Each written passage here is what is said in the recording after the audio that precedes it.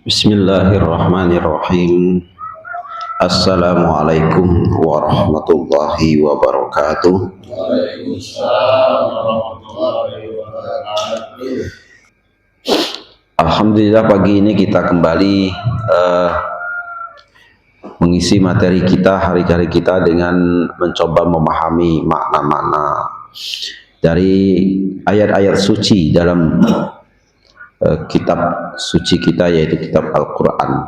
Dan kita mulai membahas tentang surat Al-Baqarah, surat Al-Baqarah ya. Bismillahirrahmanirrahim. Alif Lam Mim.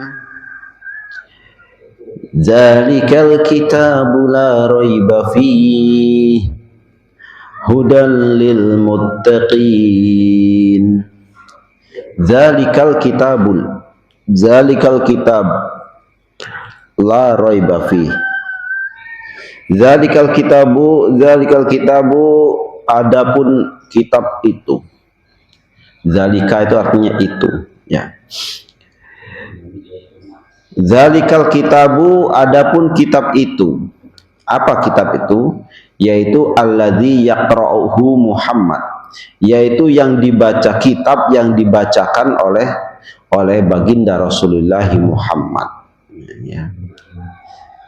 La raiba fihi, la raiba tidak ada keraguan sedikit pun. Fihi tentang Alkitab, tentang Al-Quran. Zalikal kitab la raiba fi. Kitab itu tidak ada keraguan, tidak ada keraguan sedikit pun tentang kitab tersebut. Jadi Allah Subhanahu wa taala mengawali Al-Quran itu, ya, dengan satu ayat untuk ditanamkan di dalam akidah dan kepercayaan kita bahwasanya tidak ada keraguan sedikit pun di dalam Al-Quran, bahwasanya Al-Quran itu adalah memang betul-betul dari Allah Subhanahu wa ta'ala. Innahu, bahwa sesungguhnya Al-Quran, huwa min indillahi, itu memang betul-betul dari sisi Allah Subhanahu wa ta'ala, ya. Nah, zalikal kitabu, zalika ini itu dalam bahasa Arab itu disebut isim isyarah. Isim isyarah itu kata tunjuk. Zalika artinya itu untuk menunjukkan sesuatu yang jauh, ya kan, secara bahasa tekstual ini menunjukkan satu yang jauh. Tetapi sebenarnya makna yang diharapkan itu bukan kok untuk menjauhkan Al-Quran, bukan. Ternyata ada di dalam isim isyarah, di dalam ada kalanya dalam isim isyarah kata tunjuk, juga ada dalam kata isim domir atau kata ganti. Ini menunjukkan sesuatu dengan kalimat yang berbeda, sebenarnya berbeda maknanya, itu untuk mengagungkan, ya, untuk mengagungkan apa yang menjadi objek bahasan. Baginda Allah Subhanahu wa taala menggunakan kata zalika yang bermakna jauh, itu sebenarnya tujuannya adalah mengagungkan Al-Quran, bahwa artinya ini sebenarnya inilah Alkitab, tapi menggunakan kata jauh untuk mengagungkannya. Dan itu pemahaman seperti ini, ya, di dalam ilmu agama kita disebut dengan ilmu balaghah. Ilmu balaghah itu ilmu seni, sudah masuk ke dalam ilmu sastra, ya, sudah masuk ke dalam ilmu sastra. Dan itu banyak terjadi contoh baik dalam apa namanya, nah di dalam lagu Indonesia Raya. Nah, ya. Itu ada. Nah, padanannya ini. Padanannya pemahaman ini. Apa awal lagu Indonesia Raya itu? Indonesia tanah airku, tanah tumpah darahku. Di sanalah, nah di sana. Sebutkan ya, itu jauh, makna jauh. Padahal kita di Indonesia inilah. Ya tak? Ya. Di sanalah aku berdiri. Nah, berarti di sana itu seakan-akan menunjukkan bahwa Indonesia itu jauh. Padahal kita ini berada dalam ruang lingkup Indonesia inilah. Nah, ini makna maksudnya ya. Menyatakan sesuatu itu jauh, padahal sebenarnya kita itu sangat dekat. Tapi menggunakan kalimat yang seakan-akan jauh. Nah, Al-Quran itu sebenarnya sangat dekat dengan kita. Sehari-hari kita berkutat, sehari-hari kita beribadah, membaca Al-Quran, tetapi Allah Subhanahu wa taala menggunakan kalimat jauh untuk Al-Quran. Itulah katanya, dzalikal kitab, itulah Al-Quran. Nah, maknanya sebenarnya untuk mengagungkan Al-Quran. Di sanalah kita, dalam lagu itu di sanalah kita berdiri ya, di sanalah aku berdiri. Nah, di sanalah aku berdiri itu sebenarnya untuk mengagungkan keluasan Indonesia. Ya. Untuk menunjukkan keagungan, untuk menunjukkan kebesaran keluasannya Indonesia. Itu pencipta lagunya seperti itu. Berarti pencipta lagunya itu dalam jiwa seni itu salah berguru sebenarnya dengan ilmu Al-Qur'an. Nah, itu ya. Berguru dengan ilmu Al-Qur'an dia. Ilmu bahasa Arab. Nah, seperti itulah ya. Padahal kita ini berkutat dengan Indonesia, tapi memakai kalimat atau teks di sanalah. Ya, itu ya. Nah, kita ini berkutat setiap hari dengan Al-Qur'an. Allah ini menggunakan kalimat di sana, itu kalimatnya aja jauh. Padahal Al-Qur'an itu sangat dekat dengan kita. Itulah untuk gunanya apa? Lil mu'azzam, untuk mengagungkan Al-Qur'an itu sendiri. Nah, dalam isim domir banyak lagi. Dalam isim domir itu kan kata ganti itu kalau untuk menghormati orang, kita tidak langsung menggunakan kata kalimat langsung. Ya. Contohnya baik dalam kehidupan kita sehari-hari antara suami istri itu jarang ngomong nga, ya nga tuh jarang. Tapi padahal kita kadang ada ngomong dengan suami istri ngomong awak dio tuh lah, ya dio ya dia itu padahal sebenarnya kata dia itu untuk kata ganti orang ketiga, ya kata ganti orang ketiga. Nah, awak dio itu siapa? Nah, ini kan, iya. Padahal kita misalnya suami istri itu ngomong cuma berdua baik kan? Nah, berdua itu kata ganti seharusnya secara bahasa. Kalau saya itu orang pertama itu saya, orang yang diajak bicara orang kedua itu kamu, ya kan? Kamu. Tapi kalau kita ngomong awak dia tuh lah yang ambil duit, yang ambil duit, iya, nah itu ya. Jadi penghalusan itu apa maknanya? Kita itu kalau ngomong langsung kamu tuh itu terlalu kasar, ya. Nah, untuk memperhalus dan untuk lebih menghormati orang tersebut, kita memakai kata ganti orang ketiga, dio. Nah, itu ya. Nah, itulah istilahnya pemahaman makna bahasa yang lebih mendalam, dan itu sudah kita banyak dipakai dalam sehari-hari, ya. Contoh kecilnya seperti itulah tadi, ya. Itulah jangan. Aku ingat dulu waktu kecil-kecil itu kan, waktu masih muda-muda dulu, ketika ngomong dengan kawan Tino, ngomong awak langsung disorai oleh kawan, lah dia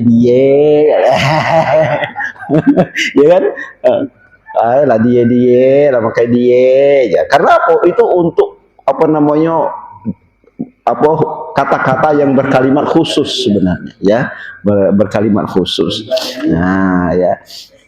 Jadi itulah tafsir pertama di dalam Al-Qur'an itu menggunakan kalimat zalika itu. Padahal makna yang diharapkan inilah Al-Qur'an, ya. Inilah Al-Qur'an, ya. Tapi menggunakan kalimat itu. Nah, inilah disebut dengan salah satu uslub. Uslub itu salah satu gaya bahasa Al-Qur'an yang begitu agung, yang begitu tinggi.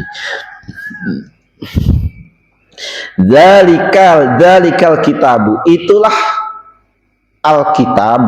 Alkitab itu kitab itu buku, ya, buku. Sudah jadi bahasa Indonesia.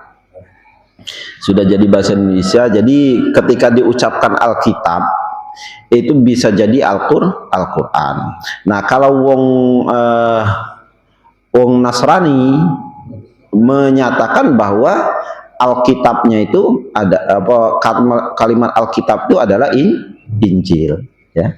Akhirnya dijadikan nama yang masyhur itu Alkitab. Nah, sebenarnya Alkitab itu untuk kita wong Islam ya juga itu Al-Qur'an, ya. Al-Qur'an itu nama lainnya juga Alkitab, artinya buku. Alkitab itu makna umum, ya, makna umum yang artinya buku, ya. Sesuatu tulisan yang tersusun, ya. Tulisan yang tersusun itu disebut dengan Alkitab, dengan buku atau tulisan. Hadzal kitab, inilah kitab, ya. Kitab, ya. Kitab. Nah, kalau di dunia pesantren penggunaan kata buku itu jarang, ya. Ya, kitab itulah. Tuh, apa, buku tulis pun tetap kitab. Ya, kalau di dunia pesantren, ya, di dunia pesantren. Jadi karena waktu saya masih di pesantren dulu kan aku megang, dapat ketika tamat itu kan pengabdian 2 tahun itu disuruh megang ngelola toko kitab pondok itu kan. Nah, jadi menyediakan berbagai apa macam-macam lah, kitab seluruh termasuk buku tulis. Pas nanya ya kitab nulis saudara, nah, kitab nulis ya kan, ya. Kitab nulis ya bahasanya. Nah, kitab nulis atau santri-santri baru tuh, ya. Kalau beli itu kitab nulis, ya, kitab tulis. Berarti buku tulis, kitab nulis. Kitab. Kalau kitab modern lain lagi, langsung nambungnya, ya. Jadi Alkitab itu disebut dengan buku, apa, tulisan, dan itulah Al-Qur'an. Ya, dzalikal kitabu, itulah atau inilah Al-Qur'an. Yaitu alladzi yaqra'uhu Muhammad, yang dibaca oleh Muhammad. Apa Alkitab atau yang dibaca oleh Muhammad? Ya, tidak lain dan tidak bukan yaitu Al-Qur'an, ya. Berarti Rasulullah di sini disebutkan membaca, berarti bisa baca, bukan kok bisa baca, ya. Istilah yaqra'u di sini mendiktekan, ya, yang didiktekan, yang diucapkan oleh baginda Rasulullah Muhammad sallallahu alaihi wasallam. Rasulullah itu adalah seorang yang ummi, ya. Ummi itu sebenarnya disebut dengan wong yang tidak tahu apa-apa, ya. Tidak mengenal tulisan, tidak mengenal bacaan, nah, itu, ya. Dan itu bukan dalam kajiannya ulama, bukan satu kelemahan, ya. Khusus untuk Rasulullah tidak bisa baca tulis itu justru menjadi satu kelebihan, ya. Kenapa? Karena wong itu tidak bisa membantah bahwa apa yang dibacakannya itu memang benar dari Al-Qur'an. Kalau itu tulisannya Muhammad, dia tidak bisa nulis, ya tak? Nah, wong kalau itu hasil karyanya, apa namanya, bacaannya baginda Rasulullah dari misalnya, itu kan hasil pemikiran karena baca dia buku-buku dari zaman itu, kemudian dia buat ngarang dewek sebagai itu sebuah kitab namanya Al-Qur'an. Kalau dibuat mudah tuh wong Rasulullah tidak bisa baca, ya. Jadi dan itu justru untuk menunjukkan satu mukjizat, satu kebesaran, satu keistimewaan baginda Rasulullah, bahwa itu menunjukkan bahwa Al-Qur'an yang dia bacakan itu memang betul-betul dari Allah Subhanahu wa taala. Kalaulah Rasulullah bisa baca tulis, maka akan banyak wong punya anggapan. Nah, itu hasil karyanya itu bagi Nabi Muhammad. Nabi Muhammad itu orangnya pintar, bisa baca, bisa tulis bacaannya. Nah ini ya. Jadi kalau untuk bagi disandarkan tidak bisa baca tulis itu ketika disandarkan kepada Rasulullah bukan satu kelemahan, ya. Tapi justru itu satu kelebihan dari Allah Subhanahu wa taala. Nah, kalau disandarkan ke kita-kita umatnya, butuh huruf, tidak bisa baca tulis. Nah, itu satu kelemahan. Itu satu kelemahan kalau disandarkan ya tidak bisa baca tulis itu disandarkan kepada kita umatnya Rasulullah, maka itu satu kelemahan. Tapi tidak apa-apa Pak Ustadz, aku tuh tidak bisa baca tulis itu, tapi menghitung sen pintar. Iya, nenek aku dulu juga tidak bisa baca tulis, tapi kalau besosok itu ngitung duit, pinter nian dia. Belajar dari mana? Tidak keruan, menghitung duit. Sosok itu juga dia tahu, ya. Sosok duit itu, padahal dia tidak sekolah, tidak gitu. Tapi kalau masalah sosok duit, menghitung duit, pinter dia ahli.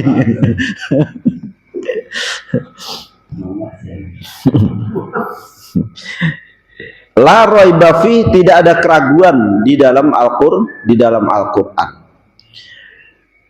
Bahwasanya la raiba fi itu artinya tidak ada keraguan di dalam Al-Qur'an. Jadi saya katakan tadi bahwa di awal surat Al-Baqarah ini itu kan sama saja dengan kita awal membaca Al-Qur'an setelah surat Al-Fatihah. Nah, Allah menanamkan satu keyakinan pada kita bahwasanya kamu itu jangan ragu, maksudnya itu kan ya.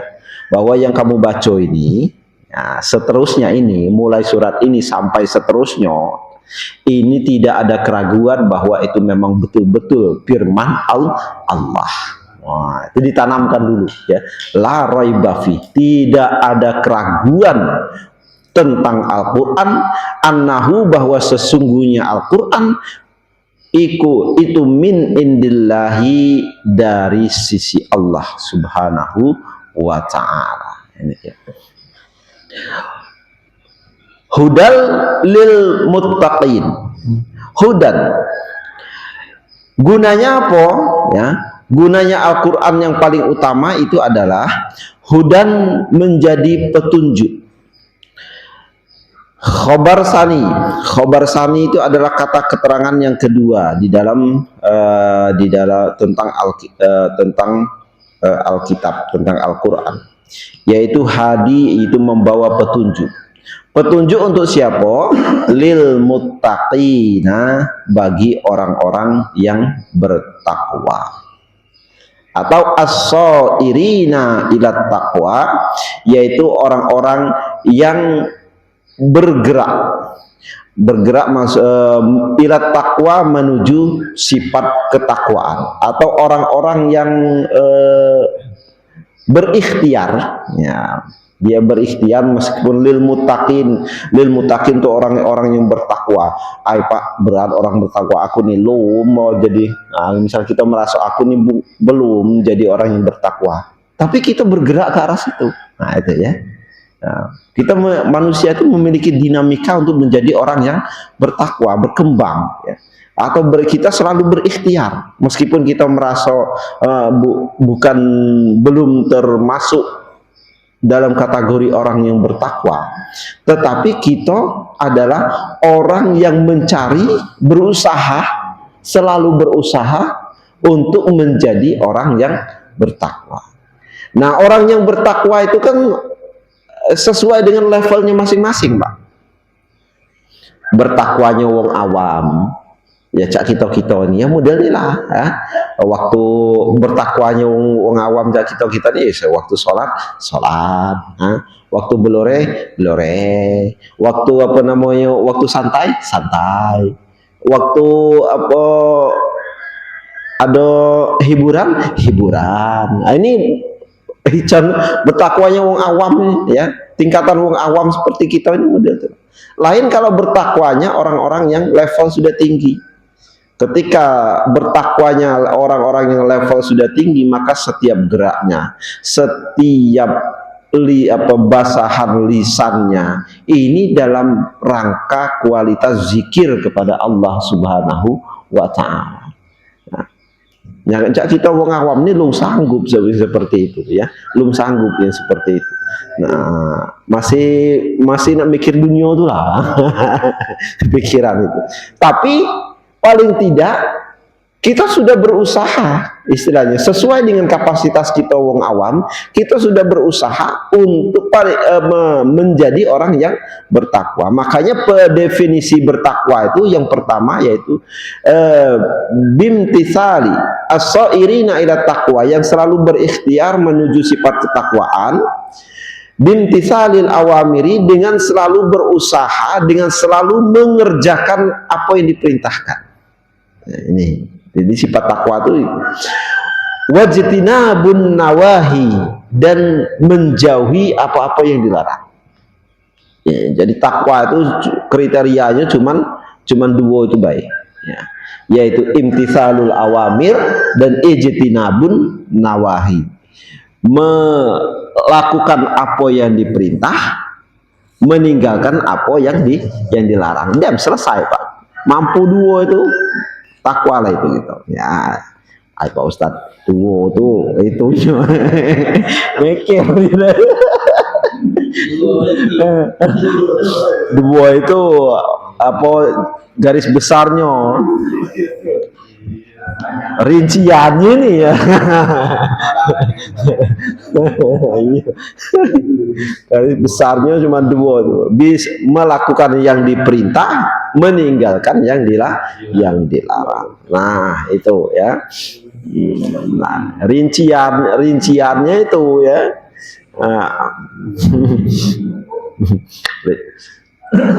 Tapi itu tadi ya, makanya disebutkan di awal itu as-sairin, orang-orang yang termasuk orang-orang yang berikhtiar ya menuju itu. Imtisalul awamiri. Manusia itu kan masalah kita, karena ya, kita ini kan dak kate wong yang sempurna ya. Dak kate yang sempurna.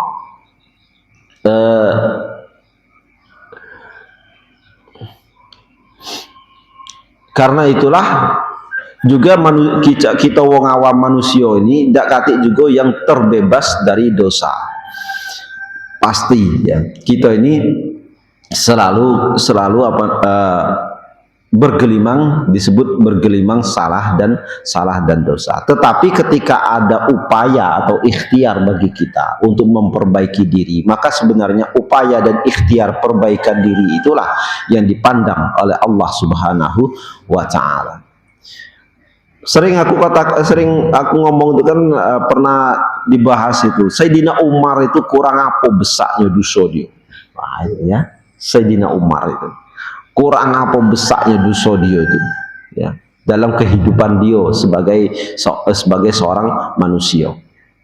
Wong itu sepreman-preman, sebedugal-bedugalnya wong, dak katik yang ngubur anaknya dewe hidup-hidup.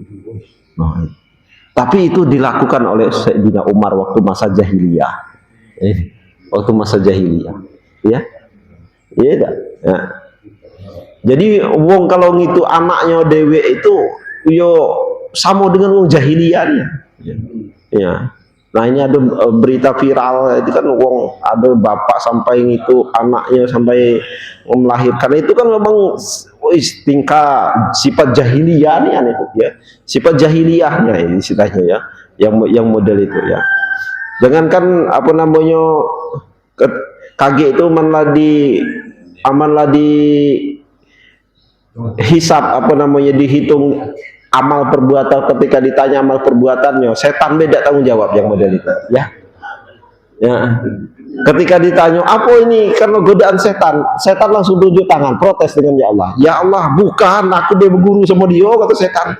Gawe model Iya. Iya. Lang ngelebihi setan tuh model itu ya. Bukan ya Allah, dia bukan berguru dengan aku, bukan karena tergoda dengan aku gak berguru sama dia aja. Kata setan. Sehingga model itu ya. Iya.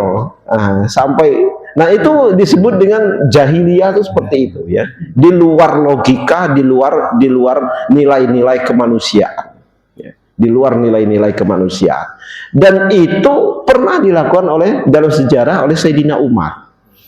Tetapi balik lagi, ketika dia ada upaya untuk memperbaiki diri, maka Allah terima tobatnya.